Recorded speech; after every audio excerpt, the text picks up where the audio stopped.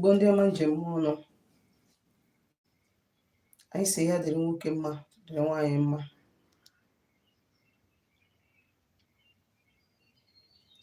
Anyị si na taata bụ ụbọchị nkwọ. Na taa bụ nkwọ ga-apụtara anyị ihe ọma. Tata bụ nkwọ ya pụtara anyị ndụ, pụtara anyị udo, pụtara anyị agam n'iru, pụtara anyị ihe akụ akụ ihe nwe, kpọpụrụ anyị iro na-asị nwoke, kpọpụrụ anyị iro na-asị nwaanyị, kpọpụrụ anyị ndị isi na aja. Anyị sọbịara egbu anyị ga-egbu onwe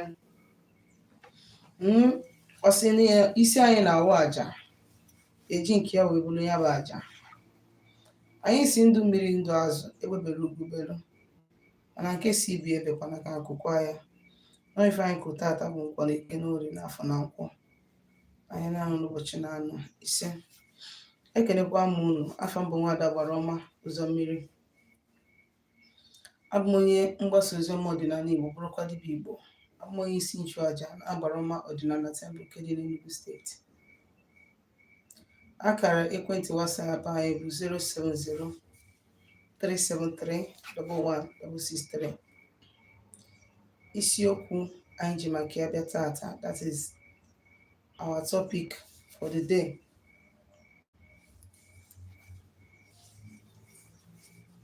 Na ntụgharị Igbo ya, ụtụtụ ọma Frank Nebodisa, ya ka ị mere? Ama m na ahụ dị gị. Ndewo, tata mara gị mma. Isiokwu anyị bụ ụzọ dị iche iche mmadụ nwere ike isi mee gịnị, mee attract supernatural gift from universe. Ya bụ ụzọ dị iche iche mmadụ nwere ike isi mee gịnị wee nwee ọkpụkpọ oku. Maka ndị na-asị agwa ha na-akpọrọ ha oku, ọ na-efe ha efe na ntị. Nke a bụkwazi maka ndị kwenyere naanị ndị dibịa dịbe ha bụ ife ọlụ ga-ama, na ndị niile na-alụ ọlụ ọdịnala dibịa na-adịrọbe ha ma ọ dịrọ n'ikwu nne ha na ọlụ aya amanwuru onye ahụ, na onye ahụ asatara nke ya asata.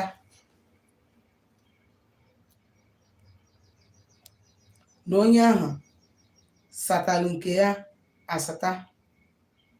Ọnya ka m ji wee mee gịnị, ebe ịkụzi okwu a. Ọ bụrụ maka na nke m dị inherited, ọ dị be nna m dịrị ikwu nne m, mana ihe nji maka ya wee bịa bụ maka ndị na-abụ ha fụ onye na-eme ọrụ ọdịnala asị na onye nke a ji asata nke ya asata, na ọ bụrụ eziokwu. Maka na ihe mmadụ na-amarakwanụ karịa ya bụ onye. E nwere ọtụtụ usoro dibịa si ama mmadụ. Nke mbụ bụ inheritance. Na nna gị melụ ya, maọbụ na nne gị melụ ya, maọbụ na ndị ikwu nne gị melụ ya, maọbụ na ndị ikwu nne nna gị melụ ya, maọbụ na ndị ikwu nne your mother melụ ya. E nwere ike isi ebe anụwa wee mara gị. 1. Ụzọ ọzọ o nwere ike isi wee maa gị bụ osinachi. Osinachi, iyi ụwa. Mmadụ nwere ike isi na chi were nke ya bịaba, ọ bụrụ iyi ụwa ọ ṅụrụ wee bịaba ụwa. And onye ahụ si iyi ahụ ọ bịa ụwa, ọ ga-adịkwa unconscious of that iyi ahụ ọ ṅụrụ until ọ bịazie ụwa. Ya bụ ihe bidozie nyebe ya nsogbu, because otu na-enye nsogbu ma ọ bụ na ike to it. So o bido nyebezie ya nsogbu, ọ jụbazie esi asị ya nekwa na akwụkwọ natara chi gị. Nke ịbụọ bụ ihe ahụ. Nke ịtọ bụ dịka otu a si n'ọlụ kịta na-abụ m dibịa. Ọ bụrụ na o nwere nwa mụ na ya bi, ka m were ya for example, bụ that I have a helper in my house. Njebe ịkpata ọgwụ, mkpọrọ ya ga na-akpata ọgwụ. Ọfụ nke ọ na nke m na-akpatabu, ọsị m ọ ya kpata nke a, nekwa nke a nne ya kpatabu, nsị ya kpata ya. Dibịa na-esi otu ahụ eme gịnị, ama mmadụ. Dibịa na-esi otu ahụ ama mmadụ. Dibịa ahụ nwere ike isi otu ahụ ama gị, ibisi ụwa gị without knowing. Ụmụaka ga-eme okwu ya inherit.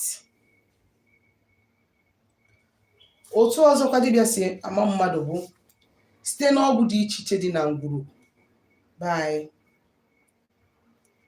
Ọtụtụ ihe mere mgbe gboo, ndị gboo ji wee kụtacha arụsị dị iche iche wee debe na ngwuru. O wee bụrụ na o nwere ife melụ ihe nwa ji wee mee ihe nwa, anyị wee chegharịzie jebe ụka omebe one thing or the other, si na anyị anaghị emezi gịnị, anyị anaghịzi efezi ya bụ mmụọ, mebi na akpọtazi ndị ụka akụwa ya, maọbụ na ajọ so rapụ mmụọ like that gaba. O nwere oge ọ ga-eru, obido maba ụmụaka amụrụ na ngwuru ahụ, ụmụ obido maba ha ọrụ, ma ndị ikwu nne ha bụ ebe anwa, obido maba ha ọrụ. Isi na dibịa adọrọbe nne gị na ọ dịrọbe nna gị na ọ dịrị ikwu nne gị ka ezi ka ọrụ si bido. Ọ bụrụ na alụsị egwuru na ngwuru ana na-azị enyezi ihe maọbụ mmụọ echefuru echefu, oche ekisie na ndị a na-achọzi ịgba ya alụkwaghịm, obido jidewezi ụmụazụ ha one by one. Onye o jidere ọma gị ọrụ, mgbe ị bịara zaba kọl ahụ oribego, ma ụnụ nwa bụ ndị nwe ya ekwetazikwa, mụ na ekwetara ya na nke ahụ bụ ihe gịnị dịrị unu, ndị o jidegoro aka ga na-ejide ha aka. So ihe a niile bụ usoro. Ọ dịkwazi mkpa a sị gị na ọkpụkpọ oku malụ gị ka ị gbaa mbọ mee gịnị, jụọ ya bụ dibịa ebe ya bụ ọkpụkpọ oku malụ gị si wee bịa. Ọ bụrụ na ihe si gị na chi, ọ gwa gị. Ọ bụrụ na ọnọ ihe dị na be nna gị ma ọ n'ikwu nne gị, ya gwakene gị. Ọ bụrụ na ọgwụ egwurugwu unu mebi a na-azị efe ya ma ọ n'ikwu nne gị a na-azị efe ya, ọmabazi unu ọrụ, ọ gwa gị, so that ka ị mara gịnị ebe isi akwadobe akwado. Ekenekwa m unu. Echefukwana izitere anyị ozi n'akara WhatsApp anyị na 070-373-11663 gwa ka emesịa anyị.